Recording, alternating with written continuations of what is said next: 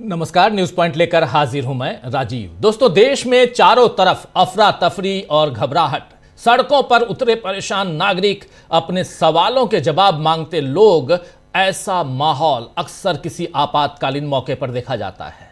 लेकिन मोदी सरकार में ऐसे नजारे आम हो चुके हैं। मोदी के पहले कार्यकाल से लेकर तीसरे कार्यकाल तक बार बार जनता ने यही सब भुगता है। पहले कार्यकाल में 2016 में याद कीजिए कि नोटबंदी का फैसला हो, या दूसरे कार्यकाल में आप याद कीजिए 2020 में लॉकडाउन लगा हो, जनता ने घबराहट की हालत जनता के बीच कैसी थी आप सबने देखा है। जनता में घबराहट का माहौल बना और इस तीसरे कार्यकाल में यही अफरा तफरी SIR को लेकर बिहार में बनी और अब देश के बाकी 12 राज्यों में लोग ऐसे ही परेशान हो रहे हैं। वहीं ट्रेनों के साथ साथ फ्लाइट्स ऑपरेशन की गड़बड़ियों ने लाखों लोगों को मुश्किल में डाल दिया है। आप जानते हैं कि इंडिगो की फ्लाइट्स पिछले 2-3 दिनों से कैंसिल हो रही हैं और इसकी वजह है DGCA, directorate general of civil aviation, इसका एक नया नियम। और इस नए नियम का नाम है फ्लाइट ड्यूटी टाइम लिमिटेशन, यानी FDTL, और जिसे देश में लागू कर दिया गया, जिसमें पायलट्स और क्रू मेंबर्स को पर्याप्त आराम देने और जैसे प्रावधान हैं। लेकिन इस नियम को लागू करने से पहले पूरी तैयारी नहीं की गई, लिहाजा इंडिगो को कम से कम 1300 फ्लाइट्स कैंसिल करनी पड़ी। इसकी वजह से भारी अव्यवस्था फैली और पानी सिर से ऊपर निकला। इतना सब कुछ हो जाने के बाद आज जाकर नागरिक उड्डयन मंत्री ने बैठक की और सारी व्यवस्थाएं ठीक करने का निर्देश दिया। लेकिन सवाल बना हुआ है कि सरकार अब हर बार की तरह बिना तैयारी के कोई भी काम क्यों करती है, क्योंकि आखिर में इसका नुकसान तो जनता को ही होता है। कुछ और पिछले दिनों के उदाहरण आप देख लीजिए, चाहे ये जो ऐप आया था, नाम भी भूल जाता हूं उस ऐप का, जो संचार साथी ऐप बहुत इंपॉर्टेंट ऐप कहा गया। हर मोबाइल में कंपल्सन था, कंपल्सरी की रूप से कि इस मोबाइल हर मोबाइल में, चाहे वो एंड्रॉयड के मोबाइल हो चाहे वो आईफोन्स हो, इन दोनों में यानी हर मोबाइल में संचार साथी ऐप को आपको इन बिल्ट लेकर आना कंपल्सरी है। बाद में क्या हुआ? बाद में वापस लेना पड़ा। आखिर क्यों? किसानों के आंदोलन की बात कीजिए आप, 13 महीने तक किसान रहे सड़कों पे, 2020 की बात। फाइनली क्या हुआ? 750 किसानों की जान चली गई और 13वें महीने में नरेंद्र मोदी ने कहा शायद मेरी तपस्या में ही कमी रह गई। आखिर क्यों करते हैं नरेंद्र मोदी ऐसा काम? आखिर क्यों करती है मोदी सरकार ऐसा काम कि उसे बैकफुट पे आना पड़ता है? क्यों बिना सोचे समझे किसी भी फैसले को इंप्लीमेंट कर दिया जाता है और जब अफरा तफरी का आलम आता है तो उसके बाद फिर उसे वापस लिया जाता है? लेकिन इंडिगो मामले पर आज सुबह ही राहुल गांधी ने एक ट्वीट किया। आइए पहले उस ट्वीट को देखते हैं। राहुल गांधी ने इंडिगो मामले पर लिखा है कि इंडिगो की विफलता इस सरकार के एकाधिकार मॉडल की कीमत है। इंग्लिश में है, उसका हिंदी रूपांतरण आपके सामने रख रहा हूं कि इंडिगो की विफलता इस सरकार के एकाधिकार मॉडल की कीमत है। देरी, कैंसिलेशन और लाचारी के रूप में एक बार फिर इसकी कीमत आम भारतीयों को चुकानी पड़ रही है। भारत हर क्षेत्र में निष्पक्ष प्रतिस्पर्धा का हकदार है, न कि मैच फिक्सिंग वाले एकाधिकार का। यहां राहुल गांधी ने इंडिगो के बारे में लिखा है, इंग्लिश में है, हिंदी आपके सामने रख रहा हूं। वहीं पवन खेड़ा, जो कांग्रेस पार्टी के प्रवक्ता भी हैं, उन्होंने एक वीडियो जारी कर मोदी सरकार पर गंभीर सवाल उठाए हैं इसी मसले पे। आइए जरा इसको भी सुन लीजिए, पवन खेड़ा जी को सुनिए। दोस्तों, एयरपोर्ट्स पे आज भारत के एयरपोर्ट्स पे जो हालत है, हम सब भुक्तभोगी हैं, रोज टीवी पर देख रहे हैं या खुद महसूस कर रहे हैं। जिस देश में प्रधानमंत्री हर 3-4 महीने में एक नारा लाते हैं, उस देश में एक नारा चला कि हवाई चप्पल पहनने वाले लोग अब हवाई यात्रा कर सकेंगे। आज एयरपोर्ट्स पे जूते चप्पल चल रहे हैं। यात्री और एयरलाइंस के बीच में घमासान मचा हुआ है। यह स्थिति कैसे उत्पन्न हुई? मोनोपोलीज यानी कि एकाधिकार, या डुओपोलीज यानी कि दो लोगों के हाथ में एक सेक्टर पूरा आपने दे दिया। इंडिगो और टाटा मिलकर इस देश के 92% एयर ट्रैफिक कंट्रोल करते हैं। वायुयान उनके पास है, सर्विस वो देते हैं। इसमें से 64% सिर्फ इंडिगो के पास है। 64% सिर्फ एक कंपनी के पास है। राहुल गांधी बार बार मोनोपोलीज और डियोपोलीज के खिलाफ इसीलिए बोलते आए हैं क्योंकि अंत में मोनोपोलीज और डियोपोलीज उपभोक्ता के हितों की रक्षा नहीं करती, वो अपने हितों की रक्षा करती है। वो सरकार को ब्लैकमेल कर सकती है, सरकार की नीतियां वो निर्धारित कर सकती है, और यही हर सेक्टर की हाल होता जा रहा है। आप देखिए पावर सेक्टर, आप देखिए टेलीकॉम सेक्टर, आप देखिए रिटेल सेक्टर, और एयरलाइंस की तो बात हम कर ही रहे हैं। तमाम सेक्टर्स एक या दो लोगों के हाथ में दे दिए गए। यह मानसिकता है। मानसिकता क्या है? मानसिकता है कि पार्टी दो लोग कंट्रोल करेंगे, सरकार दो लोग कंट्रोल करेंगे, पूरे देश का व्यापार दो लोग कंट्रोल करेंगे। अंत में उसका लाभ उन्हीं दो लोगों को मिलता है, या सरकार में जो दो लोग बैठे हैं उनको मिलता है, मुझे और आपको नहीं मिलता। नागरिक उड्डयन मंत्री कौन है ये मायने भी नहीं रखता, क्योंकि जो एक सरकारी एयरलाइंस थी वो आपने प्राइवेटाइज कर दी। हम उसके खिलाफ नहीं है, आपने प्राइवेटाइज कर दिया, कोई बात। मोनोपोलीज तो मत होने दीजिए। अहमदाबाद में वायु दुर्घटना हुई, मोदी जी हाथ पीछे बांध के घूम रहे थे, फोटो शूट हो रही थी, हम सबने देखा। उसके बाद नागरिक सुरक्षा पे बहुत बड़ी बात हुई, 1 साल हो गया, होने वाला है। नागरिक सुरक्षा के लिए डीजीसीए ने एक सर्कुलर निकाला, नई गाइडलाइंस निकाली, लेकिन डियोपोलीज हैं, इंडिगो ने हाथ खड़े कर दिए कि हम ये गाइडलाइंस नहीं फॉलो कर सकते। आज एयरपोर्ट्स पे स्थिति ये इसीलिए बनी है। आज कुछ देर पहले सरकार ने घुटने टेक दिए, एक कंपनी के सामने घुटने टेक कर वो गाइडलाइंस विड्रॉ कर ली। ये स्थिति इस देश की बन रही है। मेरे और आपकी सुरक्षा, मेरी और आपकी हित किसी को कोई चिंता नहीं है। सबको चिंता है कि हम दो, हमारे दो, सब बचे रहें। इससे अगर बचना है तो सरकार पे हमें दबाव डालना पड़ेगा। राहुल गांधी की बात, मोनोपोलीज और डुओपोलीज के खिलाफ जो वो आवाज उठाते हैं, उस आवाज को मजबूत करना पड़ेगा। जय हिंद।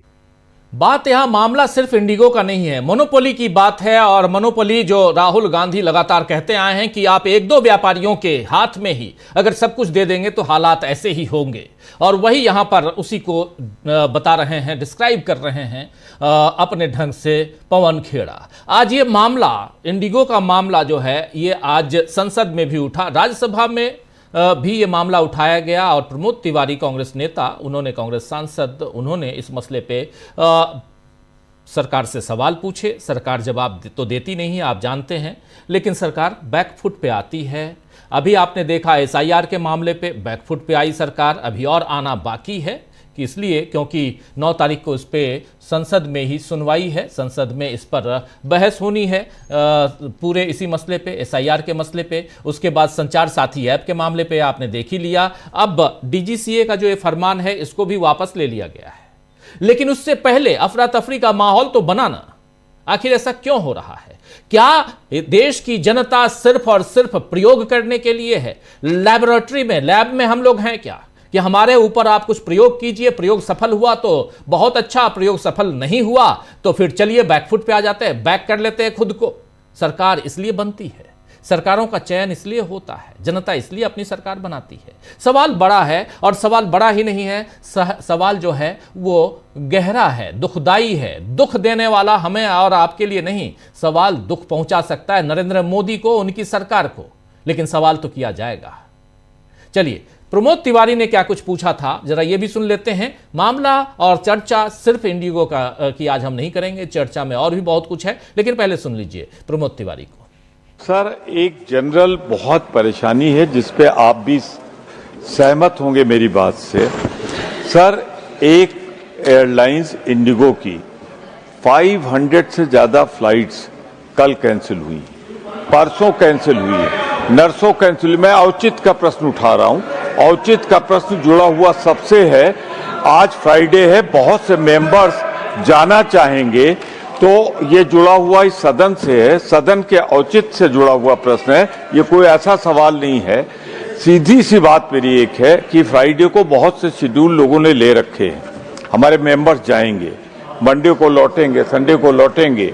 इस समय एक फ्लाइट को पूरी तरीके से मोनोपोली कर देने की वजह से ये समस्या उठी है। मैं सिर्फ आपसे एक आग्रह करूंगा कि आप मिनिस्टर कंसर्न जो है, जिन्होंने जो रूल बनाए जिसकी वजह से ये कठिनाई हो रही है, अवगत करा दें सदन को कि समस्या का समाधान कब तक हो जाएगा, क्या सरकार कोई प्रयास कर रही। मैं कोई ऐसा प्रश्न उठा रहा हूं जिसमें कोई असुविधा हो किसी को, और ये सीधे सदन के सदस्यों से जुड़ा हुआ है जिनको आज। तो सुन रहे थे आप, साफ साफ यहां लोगों से जुड़ा हुआ मामला है, इसलिए ये सवाल उठाया जा रहा है। और इसके बाद हालांकि सरकार दबाव में आई और सरकार ने, खासकर एविएशन मिनिस्टर ने इस पर मीटिंग की और अभी रोक लग गई है, यानी बैकफुट पर है सरकार। देश में मोदी सरकार की गैर जिम्मेदारी के कारण जो माहौल बना हुआ है दोस्तों, उस पर कांग्रेस ने एक वीडियो पोस्ट किया है। उस वीडियो को भी देख लीजिए। इस वीडियो में क्या कुछ कांग्रेस ने कहा है, बताया, सुनिए, देखिए। परेशान यात्रियों की ये तस्वीरें किसी बस स्टैंड या रेलवे स्टेशन की नहीं, देश भर के हवाई अड्डों की हैं। लगातार उड़ानें रद्द हो रही हैं। इंडिगो की 550 फ्लाइट्स कैंसिल हो गईं। यात्री हवाई अड्डों पर फंसे हुए हैं, गुहार लगा रहे हैं, पर कोई सुनने वाला नहीं है। यह डीजीसीए की अदूरदर्शिता और मोदी सरकार के मोनोपोली मॉडल का फेलियर है। तो ये फेल्योर है। तो एक तरफ मोदी मॉडल में देश फंस गया है और दूसरी तरफ चुनाव आयोग पर भी सवाल बने हुए हैं। आखिर वो किस तरीके से जिम्मेदारी निभा रहा है, क्योंकि गुजरात के एसआईआर में 17 लाख मृतकों का नाम आया है। पता चला है कि राज्य की यानी गुजरात की मौजूदा वोटर लिस्ट में 17 लाख से ज्यादा ऐसे वोटर शामिल हैं जिनकी मौत हो चुकी है, और उन 17 लाख लोगों ने वोट डाल दिए। पिछली सरकार बल्ले बल्ले नरेंद्र मोदी की यानी बीजेपी की सरकार वहां बन गई। ये जानकारी खुद चीफ इलेक्टोरल ऑफिसर ने, गुजरात के चीफ इलेक्टोरल ऑफिसर ने जारी की है। ये जानकारी मैं नहीं दे रहा हूं, ये जानकारी कोई आम पब्लिक के जरिए नहीं आई है। ये जानकारी गुजरात के चीफ इलेक्टोरल ऑफिसर ने दी है कि 17 लाख ऐसे लोगों का नाम जुड़ा हुआ है जिनकी मृत्यु हो गई। तो आखिर तो वोट आप चुनाव कैंसिल करवा दीजिए। 17 लाख छोटा मोटा नहीं होता है विधानसभा चुनाव के लिए या उसके बाद लोकसभा चुनाव के लिए भी। मतलब यही हुआ कि गुजरात के चुनाव नतीजे भी संदिग्ध ही हैं और लोकसभा के चुनाव नतीजे भी संदिग्ध ही हैं। वैसे देखना होगा कि पश्चिम बंगाल और बिहार की तरह गुजरात में घुसपैठियों का मुद्दा बीजेपी उठाती है या नहीं। इधर घुसपैठियों के नाम पर ही मुख्य न्यायाधीश साहब, अब नए मुख्य न्यायाधीश आ गए हैं 24 तारीख से। मुख्य न्यायाधीश हैं जस्टिस सूर्यकांत साहब। जस्टिस सूर्यकांत साहब को पूर्व न्यायाधीशों, वकीलों और शिक्षाविदों का एक खुला खत मिला है आज। दरअसल हाल ही में मुख्य न्यायाधीश जस्टिस सूर्यकांत साहब ने रोहिंग्याओं के लिए घुसपैठिए शब्द का इस्तेमाल किया था। उनकी टिप्पणियों पर आपत्ति जताते हुए 3 पन्ने की चिट्ठी, ओपन चिट्ठी लिखी गई है और इस चिट्ठी में कहा गया है कि उत्पीड़न से भागकर आए रोहिंग्याओं की तुलना घुसपैठियों से करना अनुचित है। खत लिखने वालों में मुख्य न्यायाधीश से आग्रह किया गया है, इन्होंने आग्रह किया है कि मुख्य न्यायाधीश साहब सभी के लिए, चाहे उनका मूल कुछ भी रहे, कुछ भी हो, सम्मान और न्याय पर आधारित संवैधानिक नैतिकता के प्रति अपनी प्रतिबद्धता आप दोहराएं। कहा गया है इस चिट्ठी में कि ऐसी टिप्पणियां रोहिंग्या शरणार्थियों के अधिकारों के खिलाफ बेंच की तरफ से पक्षपात किए जाने की आशंका पैदा करती है और इस चिंता का कारण बनती है कि जब हमारे बीच सबसे कमजोर लोगों के अधिकारों की रक्षा करने की बात आती है तो वो न्यायपालिका में जनता के विश्वास और भरोसे पर बुरा असर डालेगी। अगर न्यायपालिका, उसमें भी मुख्य न्यायाधीश, अगर कोई आपके पास मुख्य न्यायाधीश के पास गया है वहां कानून की शरण में और वहां से अगर वो कुछ ये सोच कर गया है कि उसे न्याय मिलेगा, न्याय की गुहार लगाने गया है और आप उसे न्याय देने से पहले आप साफ साफ कह रहे हैं ये तो घुसपैठिए हैं, और मुख्य न्यायाधीश अगर ऐसी बात करेंगे तो फिर क्या होगा? आखिर जाएगा इंसान कहां? ये सारी बातें इस चिट्ठी में लिखी गई है, इस खत में लिखा गया है। खत पर हस्ताक्षर करने वालों में दिल्ली हाई कोर्ट के पूर्व चीफ जस्टिस एपी शाह हैं, सुप्रीम कोर्ट के वरिष्ठ वकील गोपाल शंकर नारायणन हैं, वरिष्ठ वकील प्रशांत भूषण हैं, ऐसे कई चेहरे इसमें हैं, जाने माने चेहरे शामिल हैं। आखिर इस चिट्ठी को लिखने की जरूरत क्यों आन पड़ी? इसलिए क्योंकि चाहे न्यायपालिका हो चाहे संसद हो। इस बीच राहुल गांधी ने कल एक मामला उठाया। राहुल गांधी ने कहा कि देश में जो विदेश से नेता आते हैं उनसे हमें मिलने नहीं दिया जाता है। इसके बाद बीजेपी नाराज हो गई, बीजेपी कुछ अलग अलग ढंग से राहुल गांधी को घेरने की कोशिश करने लगी। आज खबर दूसरी आई। आज खबर यह आई कि राष्ट्रपति के यहाँ जो डिनर पार्टी आज दी गई है पुतिन साहब के सम्मान में, उस डिनर पार्टी में भी राहुल गांधी और मल्लिकार्जुन खड़गे दोनों सदनों के नेता विपक्ष हैं। मल्लिकार्जुन खड़गे नेता विपक्ष अपर हाउस के हैं यानी राज्यसभा के हैं, तो लोअर हाउस यानी लोकसभा के नेता विपक्ष प्रतिपक्ष राहुल गांधी हैं। इन दोनों को नहीं बुलाया गया है, लेकिन शशि थरूर को बुलाया गया है। इसलिए बुलाया गया है क्योंकि वो विदेश मामलों की जो संसदीय कमेटी है उसके सदस्य हैं, उसको चेयर करते हैं। उनको बुलाया गया है, लेकिन इनको नहीं बुलाया गया है। शशि थरूर साहब कहते हैं कि संवैधानिक जो नियम है उसका हवाला देते हैं कि इसलिए मुझे बुलाया गया है। क्या संवैधानिक नियम के दायरे में राहुल गांधी और मल्लिकार्जुन खड़गे यानी एलओपी नहीं आते हैं क्या? सवाल बहुत है दोस्तों, और इसका जवाब शायद नरेंद्र मोदी की सरकार आज न कल दे, और नहीं देगी तो फिर जनता तो जवाब देगी ही, अगर चुनाव फेयर हो जाए तो आज चर्चा करेंगे कि क्या देश में मोदी मॉडल का सच सामने आ गया है? क्या मोदी की नाकामी बीजेपी के लिए बड़ी परेशानी का कारण बनेगी? इन सवालों का जवाब ढूंढने की कोशिश करते हैं, चाहे वो इंडिगो का मामला हो, चाहे सुप्रीम कोर्ट का मामला हो, चाहे एसआईआर का मामला हो, चाहे चुनाव में ईमानदारी बरतने का मामला हो। इन मामलों पे कई बार हम लोग चर्चा कर चुके हैं। आप लोगों को कई बार लग सकता है कि वही घिसी पिटी बातें, वही रिपीटेड बातें यहां होती हैं, लेकिन बहुत इंपॉर्टेंट है दोस्तों, ये समझना जरूरी है कि आखिर देश में चल क्या रहा है।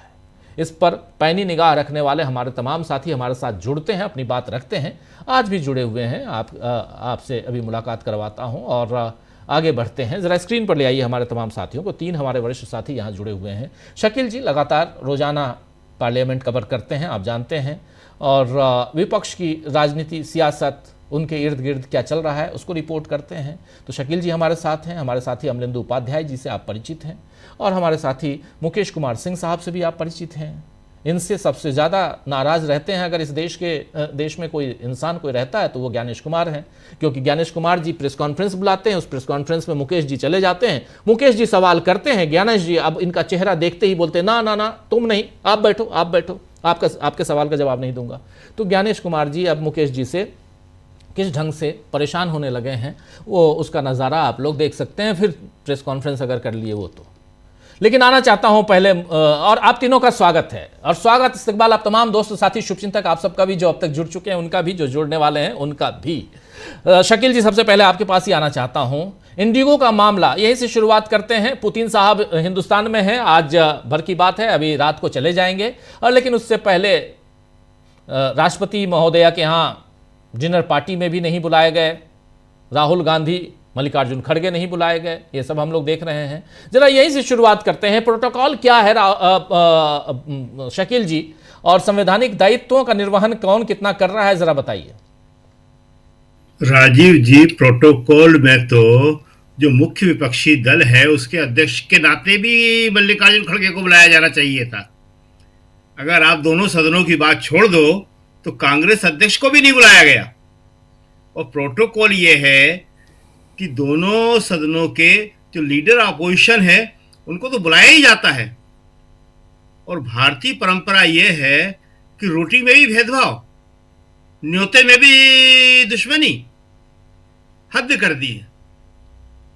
आपने राहुल गांधी से अकेले में पुतिन को नहीं मिलने दिया, उसके बाद ये तो एक एक बड़ा प्रोग्राम होता है राष्ट्रपति भवन में, और इसके जो होता है कि जो होस्ट होती है वो राष्ट्रपति होती हैं।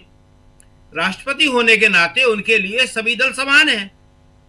उनके लिए अगर नेता सदन की स्थिति है तो नेता प्रतिपक्ष की भी है। लोकसभा में नेता सदन अगर नरेंद्र मोदी है तो लोकसभा में नेता प्रतिपक्ष राहुल गांधी है।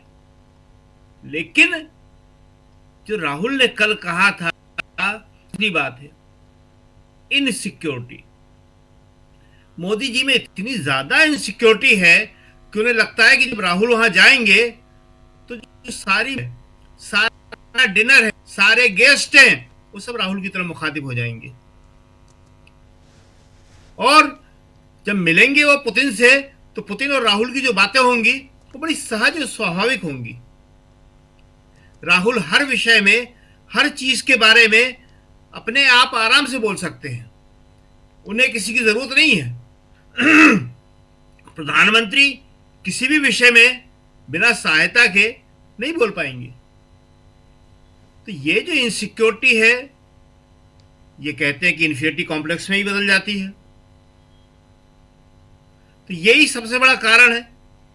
आप देखिए कि राहुल गांधी से नहीं मिलने दे रहे, वो नेहरू के खिलाफ बोलते हैं, लेकिन आज राजघाट जाने से पुतिन को नहीं रोक पाए। और पुतिन ने जाके वहां लिखा, रूस के राष्ट्रपति पुतिन ने लिखा कि महात्मा गांधी के सिद्धांतों पर ही आज ये दुनिया चल रही है। महात्मा गांधी के सिद्धांत भुलाए नहीं जा सकते। वहां नंगे पांव जूते उतार के वो गए राजघाट पे। तो आप जो है गांधी नेहरू के देश में ये भेदभाव कर रहे हैं, और छोटा छोटा, और राहुल के साथ आज थोड़ी कर रहे हैं आप। आपका याद होगा 26 जनवरी की परेड में पीछे बिठा दिया था जी। गणतंत्र दिवस की आने वाली ये 26 जनवरी। तो ये जो है मोदी जी का जो इनसिक्योरिटी है, उसका अंतर्राष्ट्रीय संबंधों पे बहुत बुरा असर पड़ रहा है। आज आपने बुला लिया, पुतिन साहब आए, बात कर रहे थे, लेकिन लोग बता रहे हैं कि वो खांस रहे थे, उन्हें प्रॉब्लम हो रही थी जी। आप एनवायरमेंट में बात करने को तैयार नहीं है। इतने दिन हो गए दिल्ली के अंदर प्रदूषण की हालत को मोदी जी ने एक शब्द नहीं बोला। और जो आप अभी इंडिगो की बता रहे थे, ये तो इतनी बुरी स्थिति है कि एयरपोर्ट के ऊपर लोग 3-3 दिन से पड़े हुए हैं। कोई सूचना नहीं है कि कब फ्लाइट जाएगी, कब नहीं जाएगी। कनेक्टिंग फ्लाइट वालों का हाल सबसे ज्यादा बुरा है। उनका ना कोई किसी जिस शहर से उन्हें फ्लाइट चेंज करना है, ना कोई घर है, ना कोई ठिकाना है। वो कोई विदेश से आया है, कोई दूसरे शहर से आया है, उसको दूसरी फ्लाइट पकड़ना है, वो कहां जाएगा। ये जो है क्रोनी कैपिटलिज्म जो राहुल गांधी ने बहुत पहले कहा था, उसी का एक उदाहरण है। अभी हमें किसी ने बताया, हमें भी आश्चर्य हुआ कि वो अडानी का और अंबानी का नाम लेते हैं। उन्होंने कहा कि अडानी किस किस व्यापार में घुस गया है आपको मालूम है। हमने कहा हाँ, उसने एयरपोर्ट खरीद लिए हैं। कहले एयरपोर्ट तो खरीद लिए, वो तेल भी बेचता है और बड़ियां भी बेचता है वो। हमने कहा बड़ियां, वो तो ग्रामोद्योग में बनती हैं, महिलाओं को उसके जरिए बड़ा काम मिला है और वो छोटे उद्योगों में बनती है। कहले नहीं, अब उसकी बड़ियां आती है मार्केट में, सोयाबीन बड़ियां वो बेचता है।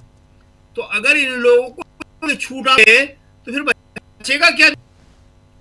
ये पापड़ और बड़ियां बना के जाने कितनी महिलाएं स्वावलंबी हुई हैं। तो हालत जो है इतनी गंभीर है कि एयरपोर्ट खरीदने से लेके और जो मुंद्रा का पोर्ट है, अभी गुजरात के अंदर शराब बेचे जाने के बहुत सारे मामले आए। कांग्रेस ने उनको उठाया वहां पे, और कांग्रेस ने वहां आरोप लगाया, ऑन रिकॉर्ड आरोप लगाया कि सब ये है जो मुंद्रा से आ रहा है, उसी पोर्ट से सारी चीजें आ रही हैं। ये कोई रोकने वाला नहीं है, कोई बोलने वाला नहीं है। आपने जो एक हर सरकार की अपनी एक एयरलाइन होती है, आपने उसको भी बेच दी।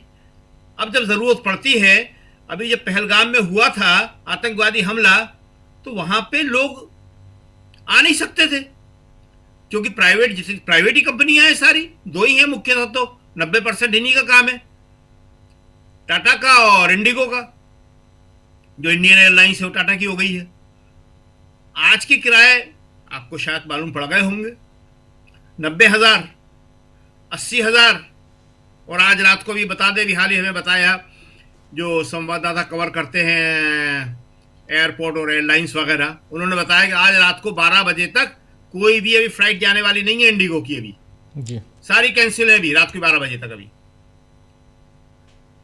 तो इतनी गंभीर हालत, और प्रधानमंत्री ने एक शब्द नहीं बोला। अरे प्रधानमंत्री को फौरन बोलना चाहिए था कि इसको इस तरह निपटा जाए।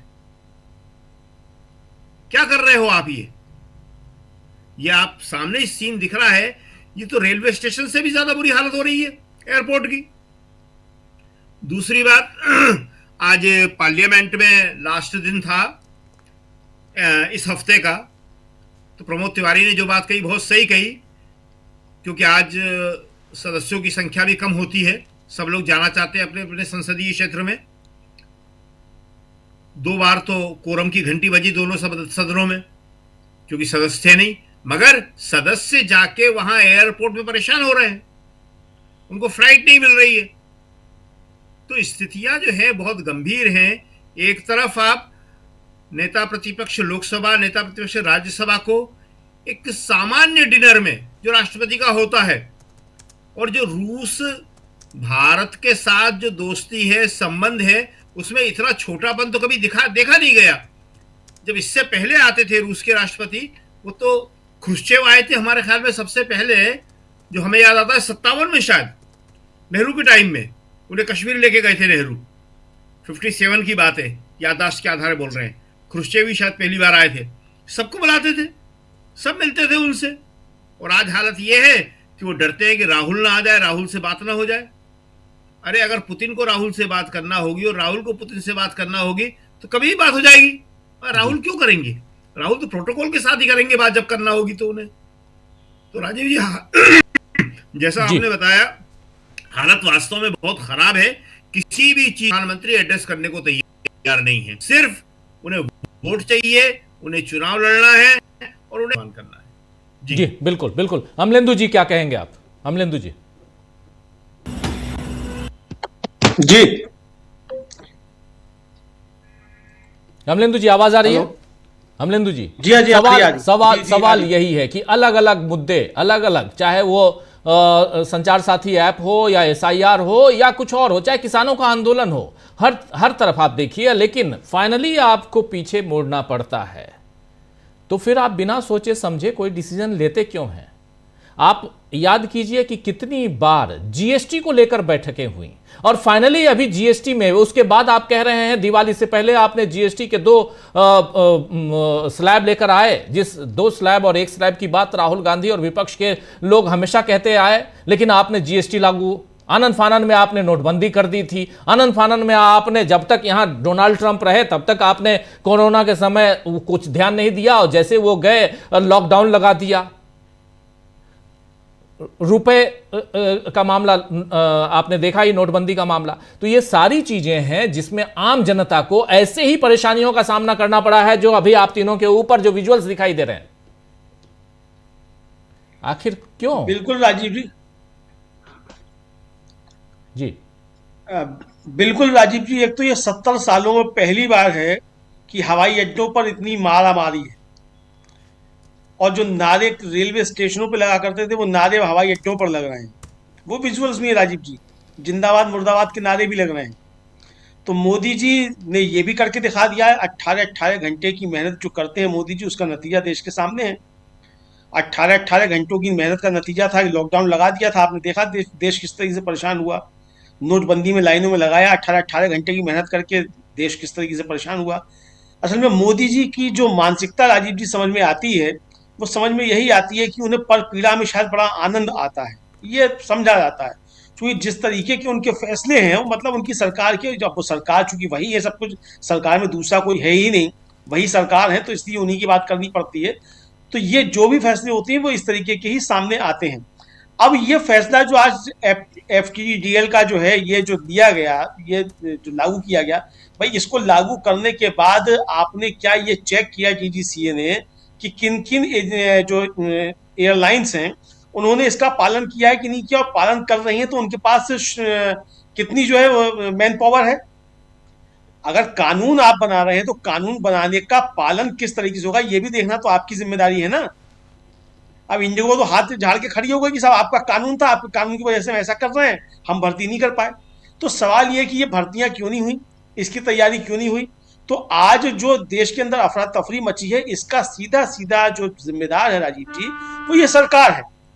3 दिन से चाउस जो है पूरे देश भर में हो रहा है, तो 3 दिन पहले ही ये निर्णय क्यों नहीं लिया गया जो निर्णय आज लिया गया कि साहब अभी ढील दी जाती है?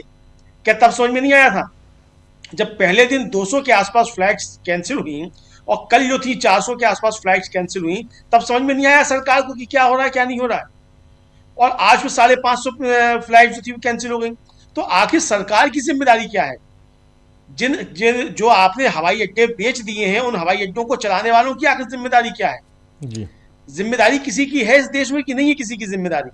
और अगर देश में किसी की जिम्मेदारी नहीं है तो इस्तीफा दीजिए, घर जाइए। देश बिना आपके भी चल जाएगा, बिना प्रधानमंत्री के भी चल जाएगा।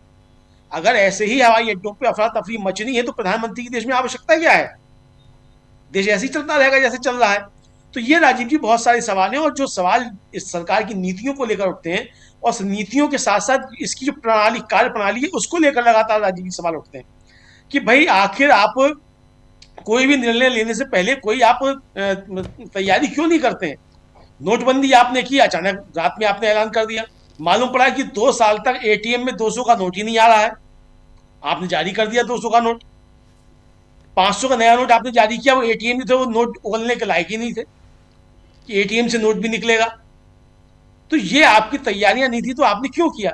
ये बताने के लिए सिर्फ कि मोदी जी बहुत विजनरी हैं और बहुत दूर की सोचते हैं, तो ऐसी दूर की सोचते हैं जो राजीव जी वो जो था, जो अपने तुगलक जो था वो नहीं सोच पाया था।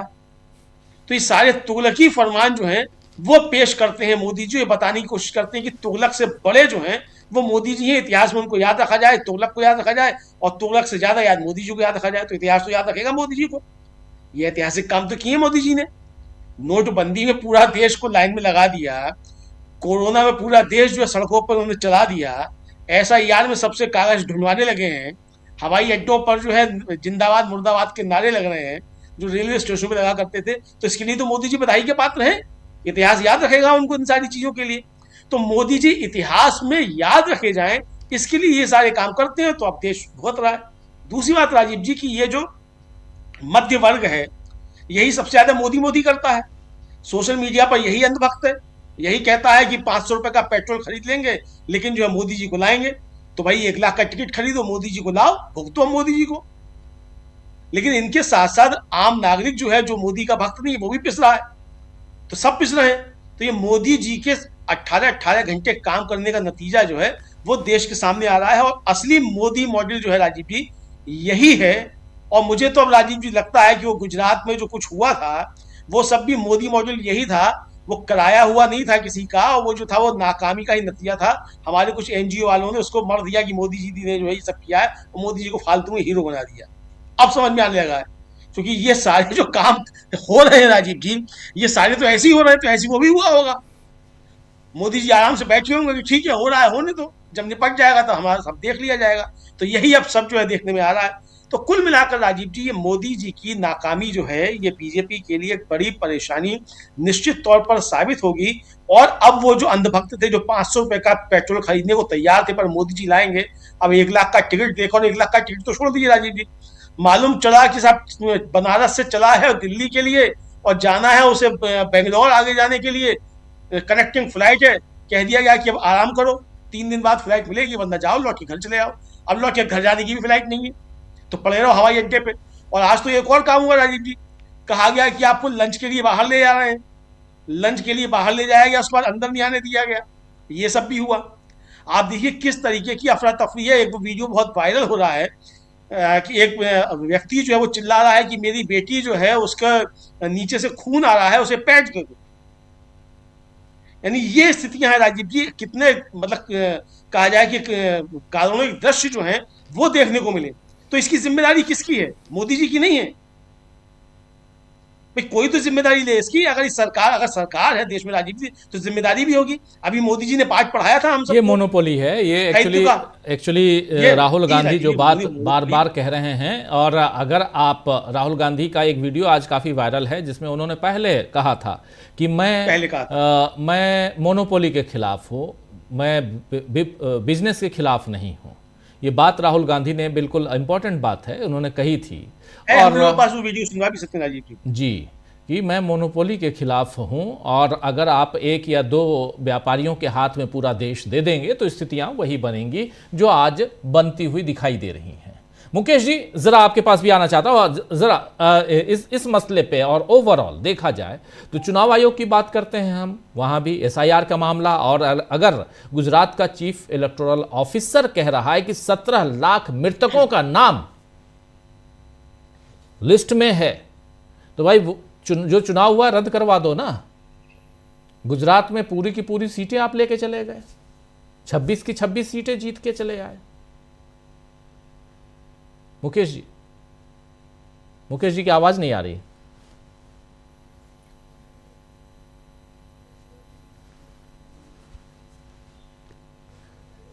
Unmute hello. कीजिए। जी जी आ रही है, अब आ रही है। जी राजीव, मैं ये कह रहा हूं कि ये जो मृतकों के नाम जो पाए गए हैं वोटर लिस्ट में गुजरात में, उसमें महत्वपूर्ण बात क्या है? उसमें महत्वपूर्ण बात यह है कि हर साल जो समरी रिवीजन होता है, ये एक एनुअल प्रक्रिया है। हर साल 1 जनवरी के डेट के हिसाब से वोटर लिस्ट को अद्यतन किया जाता है, यानी अप टू डेट किया जाता है। एक स्टैंडर्ड प्रक्रिया है, हमेशा से चली आ रही। तो अब ये जो प्रक्रिया है, इस प्रक्रिया को का नतीजा क्या रहा भाई? 1 साल 2 साल क्या 17 लाख लोग 1 साल में गुजर गए। ये बताता है कि जो चुनाव आयोग पहले जो है वो वोटर लिस्ट के अपडेशन का काम करता था, वो कितने घटिया तरीके से, कितने गैर जिम्मेदाराना तरीके से करता था। और उन्हीं चीजों को, वो सारी की सारी जिम्मेदारी जो है वो मतदाताओं पर थोपने के लिए आप SIR ले आए। क्योंकि SIR, स्पेशल इंटेंसिव रिवीजन और इंटेंसिव रिवीजन, दोनों में फर्क क्या है? सबसे बड़ा फर्क यही है कि इंटेंसिव रिवीजन में BLO का यह काम होता था कि वो जाके इंश्योर करे कि हर व्यक्ति जो इंटाइटल है वोटर बनने के लिए, उसका नाम वोटर लिस्ट में आ जाए। दूसरी तरफ SIR में क्या है कि हर व्यक्ति जो चाहता है कि उसका नाम वोटर लिस्ट में हो, वो खुद अपने आप को एस्टेब्लिश करे कि हाँ साहब, मैं वोटर लिस्ट में होने के लिए इंटाइटल हूं। ये बेसिक फंडामेंटल बड़ा डिफरेंस है SIR और IR में ना। अब ये बताता है गुजरात का जो ये आंकड़ा है कि भैया तुम्हारा काम कैसा था। ज्ञानेश कुमार आज मुख्य चुनाव आयुक्त हैं, उससे पहले वो चुनाव आयुक्त थे, राजीव कुमार जी थे। इन लोगों का काम कैसा था, ये सब हमारे सामने दिख रहा है। अब रही बात चुनाव को रद्द कराना चाहिए कि नहीं कराना चाहिए, देखिए हम ये नहीं कह सकते कि जिन मरे लोगों का नाम, मृत लोगों का नाम वोटर लिस्ट में है, उन सब लोगों के बदले वोट डाला ही गया है। इसको कहने के लिए हम लोगों के पास उतने आधार नहीं, उतने सबूत नहीं, क्योंकि सबूत तो कोई देना नहीं चाहता। वीडियो रिकॉर्डिंग आपको मिल नहीं सकती, बाकी सारी चीजें स्क्रैप हो चुकी है, तो वो तो नहीं हो सकता। तो अब क्या होगा? अब खाली बात होगी ये एकेडमिक डिबेट की और इस चीज की कि देश की जनता ये समझे कि उनका चुनाव आयोग कितने गैर जिम्मेदाराना तरीके से काम करता आ रहा है। इसका यही एक सिंपल सा मकसद है, आंसर है। अब हम चले दूसरी ओर, जो आज की सबसे बड़ी खबर है और जिससे आप अंदाजा लगाइए कि इस देश के करोड़ों लोग प्रभावित हैं, वो है ये एयरलाइंस का डिस्टर्बेंस, इंडिगो का डिस्टर्बेंस। क्योंकि खाली जो व्यक्ति ट्रेवल करता है वही नहीं डिस्टर्ब होता, वही नहीं प्रभावित होता, बल्कि उसके आसपास उसके परिवार और तमाम लोग भी ऐसी व्यवस्थाओं से बुरी तरह से प्रभावित होते हैं। लिहाजा हम ये मान सकते हैं कि ये करोड़ों लोगों से जुड़ी हुई समस्या थी, अचानक नहीं आई। माफ कीजिए, कोई आपदा नहीं थी। कंप्लायंस, जैसा अभी अमलेंदु जी ने कहा कि आपने एक इंस्ट्रक्शन दे दिया कि साहब इस तरीके से नया ड्यूटी रोस्टर बनना चाहिए, ये कंडीशंस होनी चाहिए कि साहब इतनी देर का जो है वो क्रू को आराम मिलना चाहिए, इस समय रात की फ्लाइट होनी चाहिए, इतनी नंबर की रात की फ्लाइट होनी चाहिए, वगैरह वगैरह। आपने एक डिसिप्लिन बनाया, आपने लोगों को इंस्ट्रक्शन दे दिए। उसके बाद सुपरविजन कौन करेगा? ये काम DGCA का नहीं है कि उसके लिए कितनी तैयारी है, क्या 100% है, आधी अधूरी है। अगर समय रहते उन तैयारियों को, उन डायरेक्शंस का कंप्लायंस नहीं हुआ तो क्या होगा? और यहीं से सवाल खड़ा होता है कि सरकार नाम की जो चीज होती है उसकी जिम्मेदारी क्या बनती है।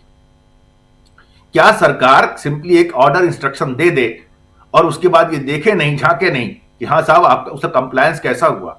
अब प्रैक्टिकली देखिए कि जो इंडिगो एयरलाइंस है तकरीबन 2300 फ्लाइट रोजाना ऑपरेट करती है, उसके पास 400 विमान है।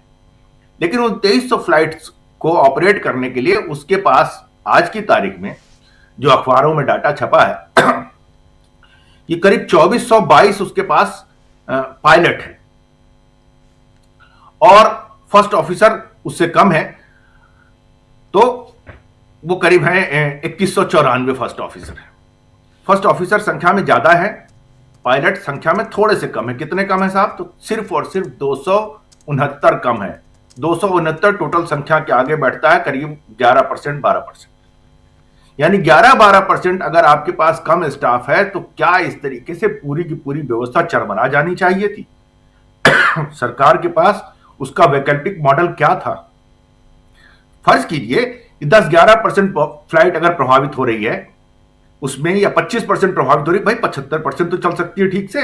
अब रही बात की रिमेनिंग 25% से जुड़े हुए जो लोग परेशान हो रहे हैं, उसके लिए सरकार के पास क्या मॉडल हो सकता है?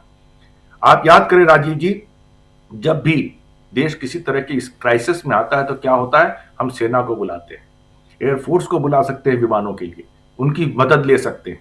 हम दूसरे एयरलाइन से कह सकते हैं कि साहब इन लोगों को टेम्पोरली कुछ पायलट प्रोवाइड करवा दीजिए। सारे लोग तो एक साथ नहीं जहाज उड़ा रहे होते ना। यानी हमारे पास कोई ऐसा मैकेनिज्म होना चाहिए था जिससे ये लगता कि हाँ साहब सरकार अपनी रिस्पॉन्सिबिलिटी को समझ रही है, एक क्राइसिस मैनेजमेंट कर रही है। तो क्राइसिस मैनेजमेंट नाम की तो कोई चीज नहीं दिखी। ऑल ऑफ अ सडन आप आएंगे, कह देंगे जी नोट बंद, ऑल ऑफ अ सडन आप कह देंगे लीजिए साहब ये जो बंदी हुई थी कोरोना वाली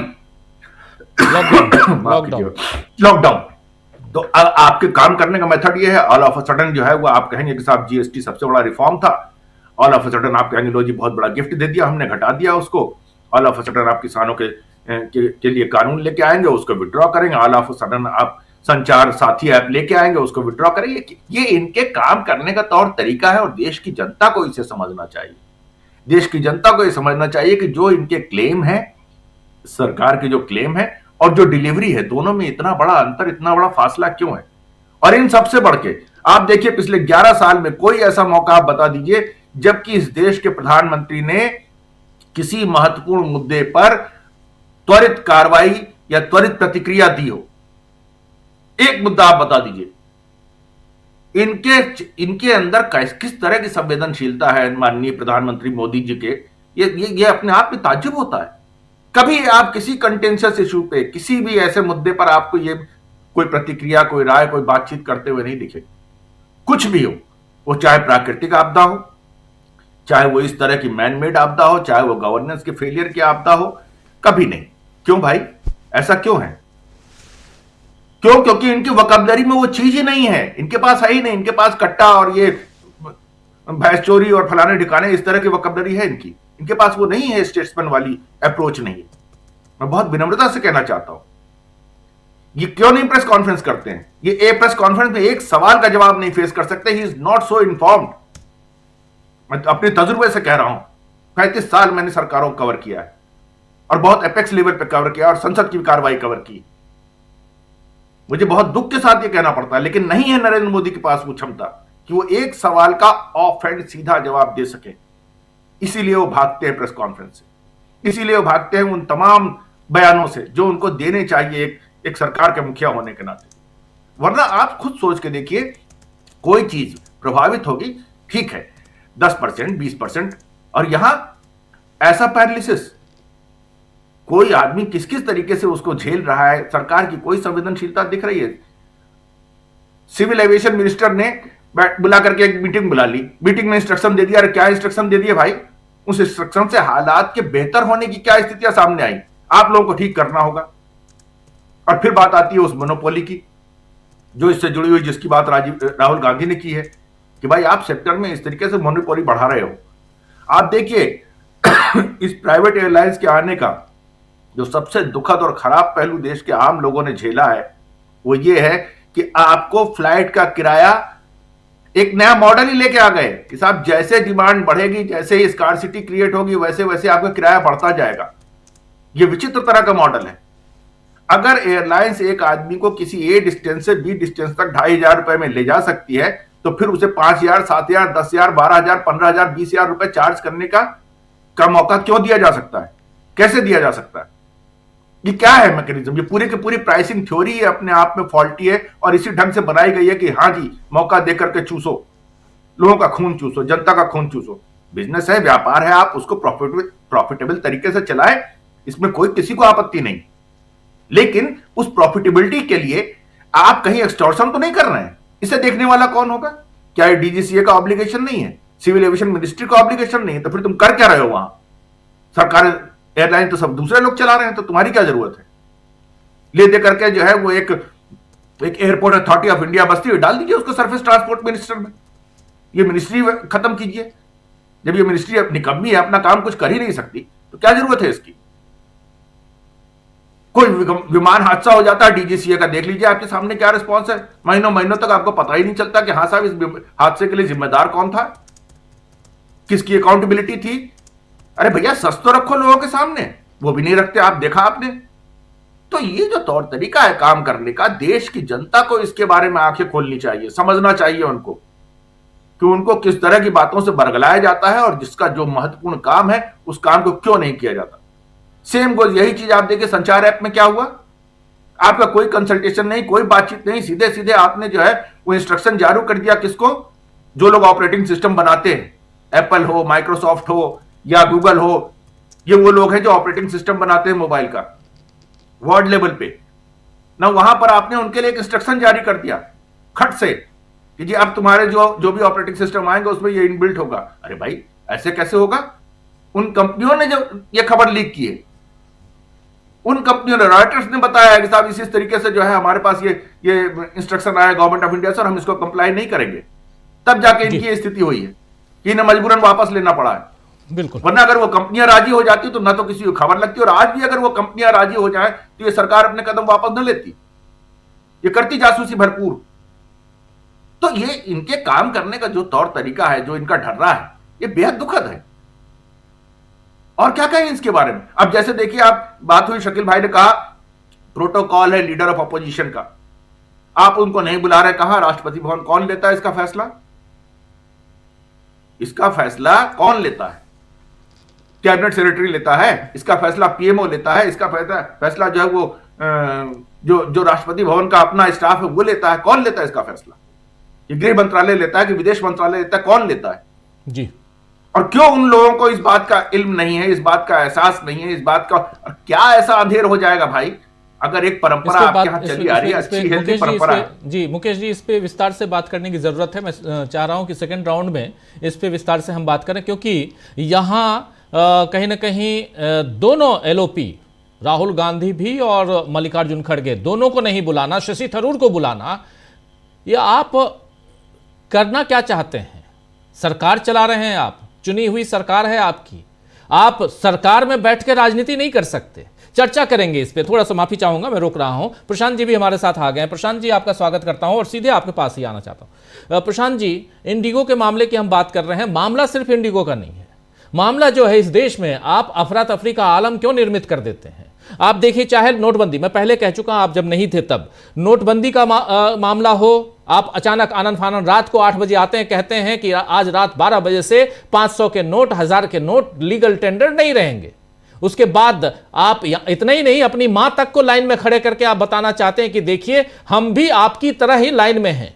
लेकिन इससे गौरवान्वित आप हो सकते हैं, गर्व आपको हो सकता है। दुनिया अगर उस लाइन में आपकी मां को लगे हुए देख रही थी तो दुनिया शर्मसार हो रही थी, और आपको शर्म आनी चाहिए कि आपकी कैसी व्यवस्था है कि आप अपनी मां तक को लाइन पे लगा दिए।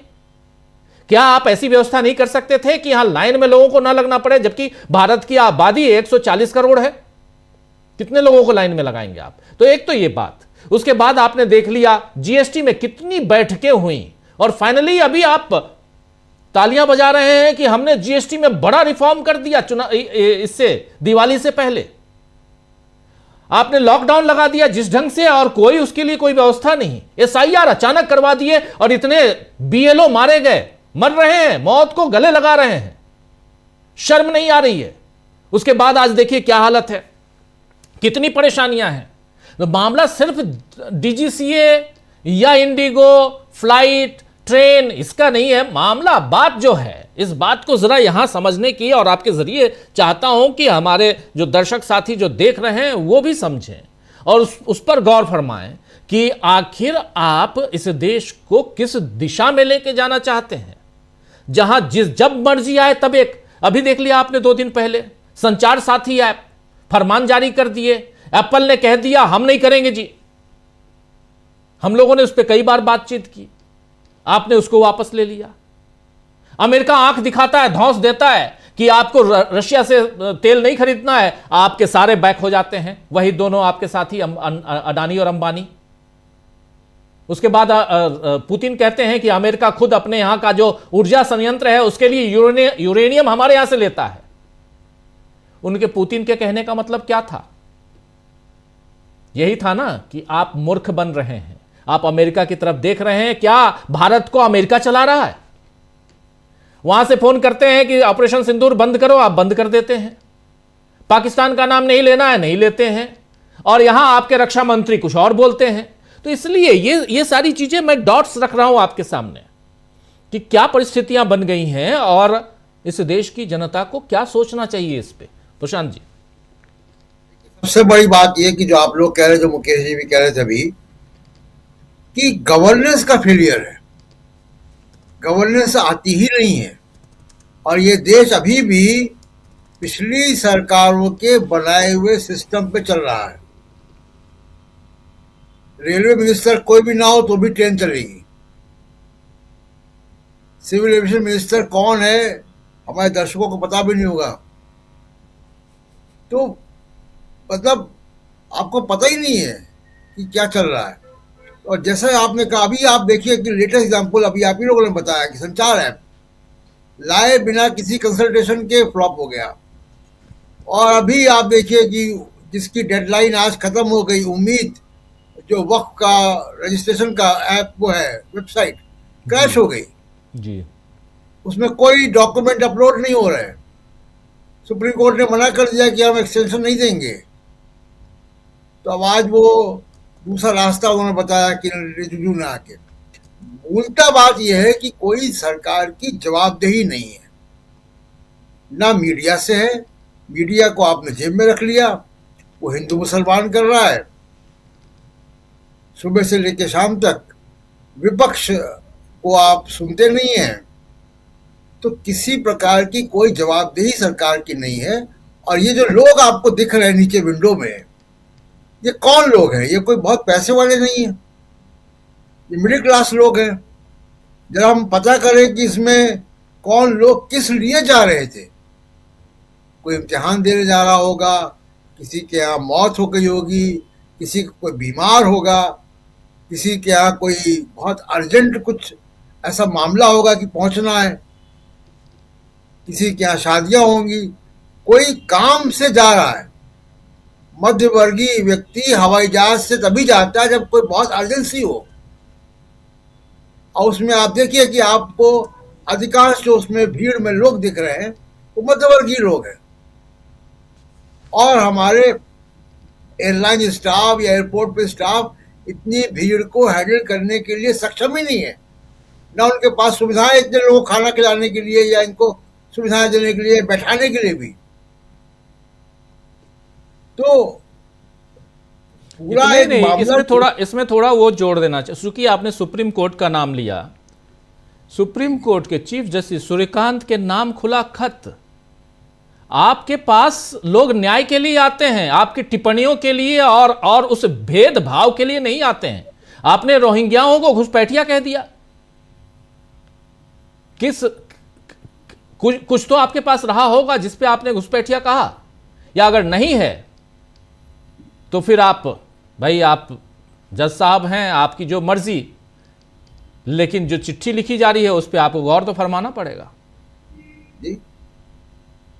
और तो अगर वो घुसपैठिया ही है तो भारत सरकार ने कैंप क्यों लगाए उनके लिए जिसमें 40,000 रोहिंग्या लोग रहते हैं? वो कैंप भारत सरकार ने लगाए हैं।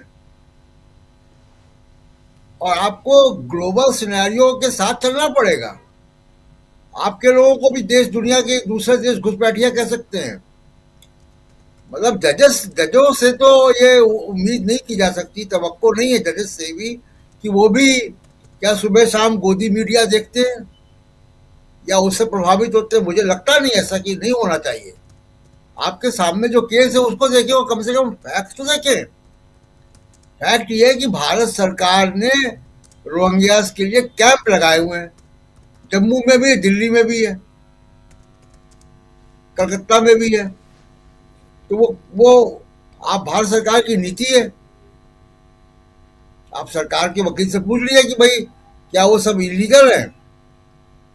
एक भी, राजीव जी मैं बिल्कुल जिम्मेदारी के साथ कह रहा हूं, एक भी एफआईआर नहीं है किसी रोहिंग्या के खिलाफ भारत में। एक भी, नॉट ए सिंगल। किसी पुलिस थाने में कोई एफआईआर नहीं है। और सारे रोहिंग्या मुसलमान भी नहीं है। ये भी, अगर ये किसी के अंदर गलतफहमी हो तो ये भी बता दें कि रोहिंग्या बौद्ध भी होते हैं। तो सारे रोहिंग्या मुसलमान भी नहीं है। और वो अपने यहाँ के पॉलिटिकल रिजीम से सताए हुए लोग हैं। वो कोई चार्टर फ्लाइट से यहाँ नहीं आए हैं। वो बहुत ही बेचारे गरीब लोग हैं, भुखमरी के शिकार हैं। तो ये जो गोदी मीडिया के नैरेटिव अगर कोर्ट में भी पहुंचने लगेंगे तो बड़ी मुश्किल है इस देश की जो संवैधानिक प्रक्रिया से इस देश को चलाना। और दुनिया वैश्विक समुदाय के प्रति आपकी जवाबदेही है। भले ही आप यूएनएचसीआर में सिग्नेटरी नहीं है, भारत सिग्नेटरी नहीं है United nation convention of refugees में जी, लेकिन आप सिग्नेटरी नहीं भी हैं तो भी आपकी यूनाइटेड नेशंस के प्रति जवाबदेही है। क्या भारत का परमानेंट रिप्रेजेंटेटिव जो न्यूयॉर्क वहां पे है यूनाइटेड नेशंस में, संयुक्त राष्ट्र में, क्या वो कहेगा कि रोहिंग्या सब घुसपैठियां हैं? नहीं कह सकता वो। क्या भारत सरकार इसको कहेगी? तो अलग अलग नैरेटिव आप मीडिया के जरिए चलाते रहिए। यहाँ की पुलिस जो है फिलिस्तीन के ऊपर अगर कोई मीटिंग हो रही हो तो उसमें वो गिरफ्तार कर लेती है, लेकिन यूनाइटेड नेशंस में फिलिस्तीन का झंडा लगेगा ये मोदी सरकार ने प्रस्ताव पास करवाया यूनाइटेड नेशंस में। तो सरकार की नीति कुछ और है, मीडिया नैरेटिव कुछ और है। लेकिन जो मुद्दे पर आते हैं कि आप इस भीड़ को देखिए, कैसे लोग हैं, वो कैसी मुश्किलों में जा रहे हैं, उसमें देखिए बुजुर्ग लोग भी दिख रहे हैं। तो सरकार की कोई जवाबदेही नहीं है और वो जवाबदेही मीडिया से बनती है। हम लोग अपना काम कर रहे हैं, लेकिन एक बड़ा मीडिया जो है वो सरकार की जेब में इस बात की इनको अकड़ है कि जनता क्या कर लेगी हमारा। हम तो मीडिया में जनता जो बहुत नाराज होगी, यही लोग जाएंगे अपने घरों में और टीवी देखेंगे, टीवी में घुसपैठी चल रहा होगा, हिंदू मुसलमान चल रहा होगा, वो रिमोट लेके टीवी देखेंगे और जब चुनाव आएंगे तो वोट भी देंगे। बिल्कुल। ये से बड़ी समस्या तो यहाँ पे है कि जो मध्य वर्ग है हमारा, वो मध्य वर्ग अपना विवेक खो चुका है। वो इतना ज्यादा प्रभावित व्हाट्सएप और गोदी मीडिया से है। और पुतिन की जो विजिट है उस पर मैं सेकेंड राउंड पे बात करूंगा जी। वो ट्रंप के साए में विजिट हो रही है, ट्रंप के खौफ में पुतिन की विजिट हुई है। सेकेंड राउंड बात इस पे बात करते हैं। बहुत इंपॉर्टेंट बात आप कह के अभी चुप हो रहे हैं, बहुत महत्वपूर्ण बात की। ट्रंप के साए में, अगर ट्रंप के खौफ के साए में अगर ये विजिट हो रही है पुतिन की यहाँ हिंदुस्तान में, तो इसके क्या मायने हैं, क्या मायने निकाले जाएं, ये भी समझेंगे। आपके पास आता हूं जल्दी से, लेकिन शकील जी जरा आपके पास इस मामले पे आता हूं जहां मुकेश जी को रोका था मैं। राहुल गांधी और मल्लिकार्जुन खड़गे को नहीं बुलाना और शशि थरूर को बुलाना, क्या मायने रखा जाए, कैसे समझा जाए इसको? सरकार क्या करना चाहती है, क्या बताना चाहती है? या ये मान ले हम कि देश की जो सरकार है, देखिए पॉलिटिक्स आप कर रहे हैं, पॉलिटिक्स करके आप वहां पहुंच गए, आप प्रधानमंत्री की कुर्सी पे बैठे हैं, आप संसदीय परंपरा का निर्वहन करेंगे, आप वहां शपथ लेते हैं और शपथ में यह नहीं कहते हैं कि मैं यहां आके राजनीति करूंगा। आप कहते हैं कि मैं अपने दायित्वों का निर्वहन करूंगा कसम खा के। आपके दायित्व संविधान से बंधे हुए हैं और वहां अगर आप यहां उन दायित्वों का निर्वहन नहीं करते हैं तो इसके पीछे क्या है? और अगर राजनीति ही है तो इससे कितना डरा जाए? आने वाले समय में इस देश के लोकतंत्र के लिए कितना बड़ा खतरा है ये? शकील जी। बिल्कुल राजीव जी, कुछ भी कर सकते हैं ये। पूरी दुनिया में ये मैसेज जाएगा, चला गया होगा। रूस का राष्ट्रपति कोई छोटी मोटी हस्ती नहीं है। अमेरिका इस पे निगाहें गड़ाए बैठा हुआ है, पूरा यूरोप इसको देख रहा है। यूक्रेन का उनके लिए सबसे बड़ा मामला है। तो वो इस वक्त ये देख रहे हैं कि भारत की जो सरकार है वो किस तरह से रूस के राष्ट्रपति के डिनर में अपने नेता प्रतिपक्ष को नहीं बुलाती है, दोनों नेता प्रतिपक्ष को नहीं बुलाती है, जबकि इससे पहले हमेशा ये परंपरा रही है। भाई इनकी सरकार तो अभी आई है, इससे पहले तो कहते हैं 70 साल 70 साल, तो 70 साल में जो प्रधानमंत्री हुए हैं हमेशा विपक्ष के नेताओं को बुलाया है। आज ये जो परंपरा शुरू कर रहे हैं, ये नई परंपरा, गंदी परंपरा, और ये राजनीति भी नहीं है, ये तो बहुत छोटी हरकत है। ये तो राजनीति में भी ये नहीं होता है, ये तो कि आप जो है वहां आते, राहुल गांधी, मल्लिकार्जुन खड़गे सबसे मिलाते वो चले आते अपने, इससे मोदी जी का कद कहां कम हो जाता। लेकिन मोदी जी के साथ समस्या यही है कि अपना कद बड़ा करने के बदले वो दूसरों का कद छोटा करने की कोशिश करते हैं, दूसरों की लकीर काटने की कोशिश करते हैं। यही नेहरू जी के साथ करते हैं वो, यही इंदिरा गांधी के साथ करते हैं वो, और अब यही वो राहुल गांधी के साथ भी करने लगे।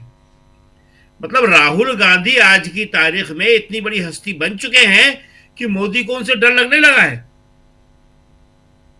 हमारे ख्याल में सबसे बड़ा मैसेज तो यही है कि प्रधानमंत्री नरेंद्र मोदी जो अपने आप को विश्वगुरु कहते हैं और कहते हैं कि मैं कुछ भी कर सकता हूं, इतनी बड़ी उनकी छवि बना के रखी हुई है, तो वो जो है अंदर ही अंदर राहुल गांधी से खौफ खाते हैं कि राहुल गांधी अगर किसी समारोह में, किसी फंक्शन में, किसी विदेशी मेहमान के सामने और मैं भी वहां होऊंगा तो मुझे प्रॉब्लम हो जाएगी, मैं फेस नहीं कर पाऊंगा। राहुल गांधी तो पुतिन से बात करते करते इनसे भी बात करने लगेंगे, मोदी जी से भी, तो मोदी जी क्या बातों का जवाब दे पाएंगे?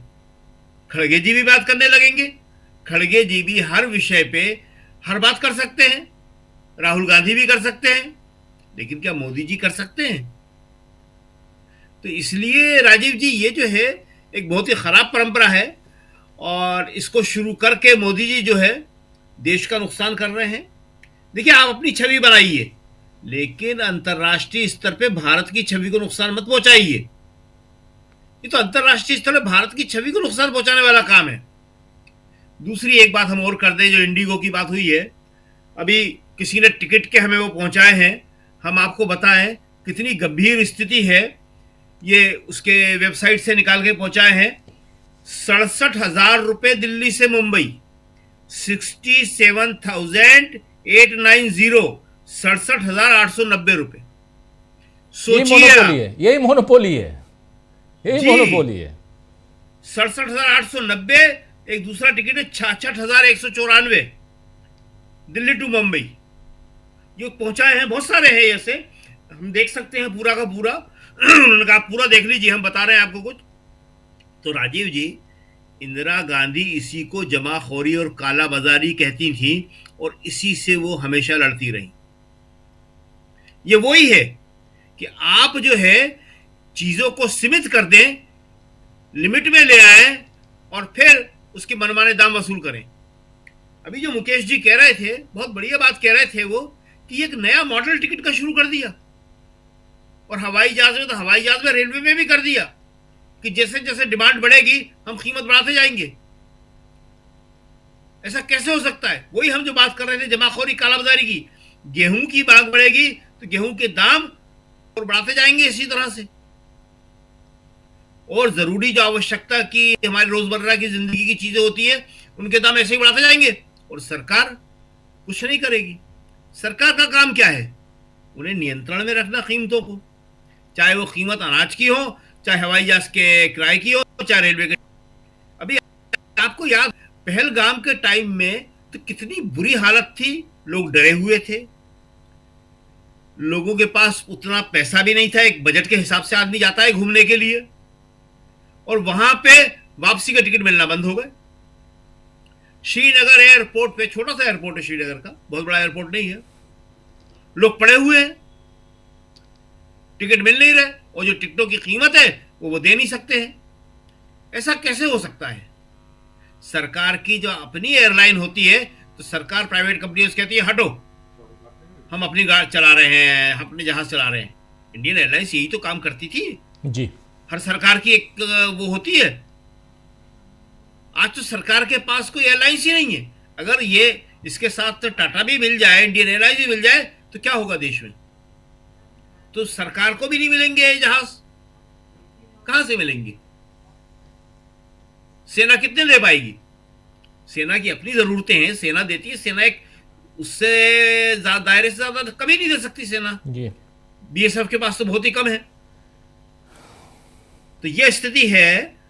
और इसमें जो सबसे बड़ी बात है कि मोदी जी कहते थे मनमोहन मोहन, पूरा आंदोलन, पूरा कैंपेन इसमें चला, मोहन मनमोहन, और आज मोदी जी चुप, किसी विषय पे नहीं, न प्रदूषण पे, न इंडिगो की हड़ताल पे, न संचार ऐप के ऊपर, किसी भी चीज के ऊपर नहीं, न ट्रंप के ऊपर। अभी ट्रंप साहब बोलेंगे ना, ट्रंप तो ही बोलना शुरू करेंगे आज, अभी चले जाएंगे, थोड़ी देर बाद ही जाने वाले हैं, 9 बजे शायद जाने का प्रोग्राम है उनका, वहां पहुंच चुके हैं, राष्ट्रपति भवन में प्रोग्राम चल रहा है इस वक्त, पुतिन राष्ट्रपति भवन में मौजूद है इस वक्त, और थोड़ी देर में 9 बजे शायद वो जाने वाले। 9 बजे जैसे ही वो जाएंगे, आप देख लीजिएगा ट्रंप क्या बोलते हैं फिर, और फिर चुप हो जाएंगे। जी राजीव जी। जी बिल्कुल बिल्कुल, ट्रंप साहब तो खैर चले जाएंगे, लेकिन इधर ट्रंप साहब के जाने से पहले जो यहाँ राहुल गांधी ने जो बात कही थी, मुकेश जी आपके पास आना चाहता हूं कि राहुल गांधी ने जो बात कही थी वो बात तो सच साबित हो रही है। अगर बीजेपी कल मिनिस्ट्री ऑफ एक्सटर्नल अफेयर्स ने बता दिया कि कब कब कौन कौन आया और किससे किससे राहुल गांधी को मिलने दिया गया, अच्छी बात है, आपने मुलाकात करवाई, लेकिन अभी क्यों नहीं करवा रहे हैं? यहाँ पुतिन साहब आए हुए हैं, आपने राहुल गांधी को इन्वाइट क्यों नहीं किया? चलिए आप 1-to-1 मीटिंग नहीं करवाए, हो सकता है कि पुतिन के पास समय ना हो, नहीं करवाए, मान लिया 2 मिनट के लिए, लेकिन आज डिनर पार्टी में तो बुला लेते हैं, सबको बुलाए हैं, आप क्यों नहीं बुलाए? तो इसका मतलब है कि आप यही महत्वपूर्ण बात है ना जी, राजीव, राजनीति कर रहे हैं। महत्वपूर्ण है ये। नहीं, ये आप खुद अपना कद गिरा रहे हैं साहब। आप ये प्रधानमंत्री का, सरकार का ये फैसला खुद उनका कद गिरा रहा है, खुद उनकी प्रतिष्ठा गिरा रहा है। आप एलओपी को नहीं बुलाएंगे, मैंने आपको नहीं बुलाया, आप बुलाते तो मान लीजिए मैंने आपको बुलाया, आप मेरे यहाँ आएंगे तो आप मेरा मान बढ़ाएंगे। अगर आप एक फॉरेन डिग्निटरी के सामने अपने देश के एलओपी को, अपने देश के डेमोक्रेटिक वैल्यूज को शोकेस करते हैं, प्रेजेंट करते हैं, तो इससे आपकी प्रतिष्ठा बढ़ेगी। चिंता किसको है अपनी प्रतिष्ठा की? यहां तो हमारा हिंदू मुस्लिम से काम चल रहा है, हमारे पास तो ये जो है सो ब्लैंक चेक पड़ा हुआ है इस समय, हम वही देख रहे हैं। एक दूसरी बात इससे जुड़ी हुई, बाकी बात तो शकील साहब ने कह दी जी। मैं एक प्रशांत ने बड़ी खूबसूरत बात बताई और वो मैं चाहता हूं कि दर्शकों को पता चले। अभी जो कल परसों हम लोगों ने देखा सुप्रीम कोर्ट में रोहिंग्या वाला मामला आया, और जिसको लेकर के जस्टिस एपी शाह ने चिट्ठी लिखी आज और लोगों ने लिखी, उसमें एक महत्वपूर्ण बात मैं बताऊं आपको कि हिंदुस्तान के सुप्रीम कोर्ट के पास ये उसका ऑब्लिगेशन है, उसकी जिम्मेदारी है कि सुप्रीम कोर्ट के जुरिस्डिक्शन में रहने वाला कोई भी व्यक्ति, कोई भी शख्स, चाहे वो भारत का नागरिक हो या नहीं हो, उसकी पर्सनल लिबर्टी को, उसके ह्यूमन राइट को इंश्योर करने की जिम्मेदारी सुप्रीम कोर्ट की है। और अगर सुप्रीम कोर्ट अपनी उस जिम्मेदारी से कतराने की कोशिश कर रहा है, ये कहते हुए कि क्या उनके लिए रेड कारपेट बिछाए, मुद्दा उनके लिए रेड कारपेट बिछाने का था क्या? जजों को यह भाषा समझनी चाहिए कि आपके मुंह से निकली गई बात का मतलब क्या होता है। किसने आपसे डिमांड की थी कि आप उनके लिए रेड कार्पेट बिछाइए? किसने आपके उनके डिमांड की थी कि साहब इनको 10 लाख, 20 लाख, 50 लाख, 1 करोड़ का कंपनसेशन दिलवाइए? ये ऐसी कोई डिमांड नहीं थी। जो डिमांड थी वो सिर्फ ये थी, बंदी प्रत्यक्षीकरण, हिबियस कॉर्पस की डिमांड थी। और ये बहुत संजीदा बात है। यानी इस देश की सुप्रीम कोर्ट का जो जुरिस्डिक्शन है वो पूरे भारत का जुरिस्डिक्शन है। पूरे भारत के मामले में और ह्यूमन के मामले में ये उनकी दायित्व बनता था। ठीक है, हम सिग्नेटरी नहीं है, वो एक अलग मुद्दा है रिफ्यूजी के मामले में, जिसकी बात प्रशांत जी ने की। आगे बढ़े तो आप देखिए, गौर कीजिए कि ये जो राष्ट्रपति भवन में हमने 50 ऐसी दावतें अटेंड की है, कवर की है। फॉरेन डिग्निटरी आता है, आमतौर पे एक दिन उसका जो, ये सब प्रोटोकॉल है, ये राष्ट्रपति भवन में उसको सलामी दी जाएगी, गार्ड ऑफ ऑनर दिया जाएगा, राजभवन पे उनका जाना, एक टाइम का डिनर प्रधानमंत्री के यहाँ, एक टाइम का डिनर राष्ट्रपति के यहाँ। ऐसे ही हमारे साथ भी होता है। हमारे जब प्रधानमंत्री दूसरे देशों में जाते हैं तो वहां भी उनके साथ यही होता है। पूरा का पूरा डेलीगेशन, उसको भी ऐसे ही ट्रीट किया जाता है। ये सामान्य प्रोटोकॉल है।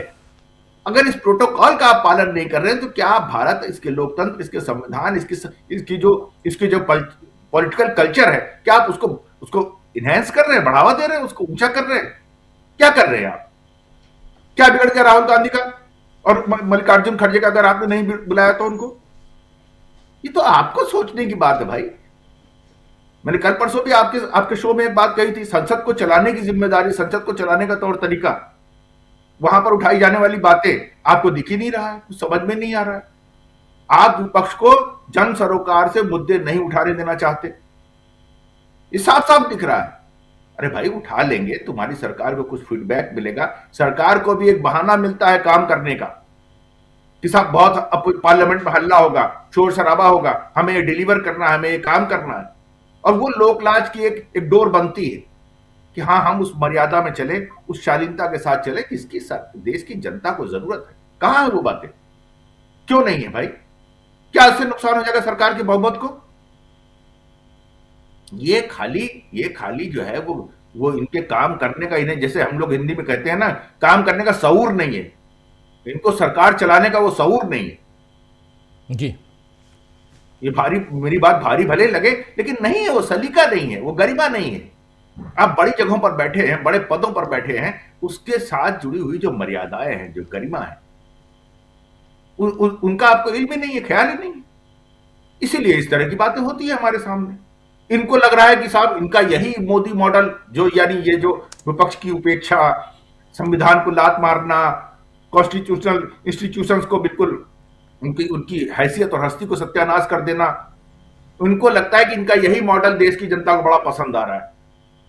फैक्ट ऑफ द मैटर यह है कि देश की जनता को यह पल्ले ही नहीं पड़ रहा, समझ में ही नहीं आ रहा है। बिल्कुल समझ में आ रहा होता तो आपको न जाने कब के उठा फेंक चुकी होती।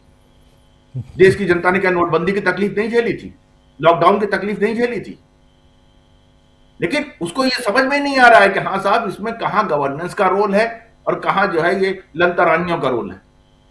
बेहद दुखद है ये राजीव। जी जी बिल्कुल बिल्कुल, बहुत बहुत शुक्रिया मुकेश जी। आना चाहता हूं जल्दी से प्रशांत जी आपके पास। प्रशांत जी कैसे देखते हैं, अभी आप कह भी रहे थे कि ये जो मीटिंग हो रही है, मुलाकात हुई दोनों राष्ट्राध्यक्षों के, दोनों देशों से, कि जो ये द्विपक्षीय वार्ता हुई, ये इसमें तीसरा पक्ष कहां से आ गया? आप बहुत चौंकाने वाली बात कर रहे थे, यहां ट्रंप साहब कहां से बीच में आ जाते हैं? मीटिंग का आउटकम देखिए राजीव जी, और इस मीटिंग के पर्दे के पीछे क्या हुआ। राहुल गांधी को या अपोजिशन के नेताओं को नहीं बुलाया गया, एक अलग बात है, उस पर चर्चा हो चुकी है। और मोदी जी जब अमेरिका जाते हैं, बाइडेन के समय में गए थे, तो रिपब्लिकन सेनेटर से मुलाकात हुई थी इनकी, वहां आपको मिलते हैं विपक्ष के लोग।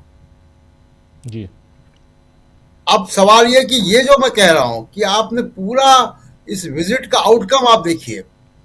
कल हम लोग चर्चा कर रहे थे S-400 एयर डिफेंस सिस्टम, कोई चर्चा नहीं हुई उस पर।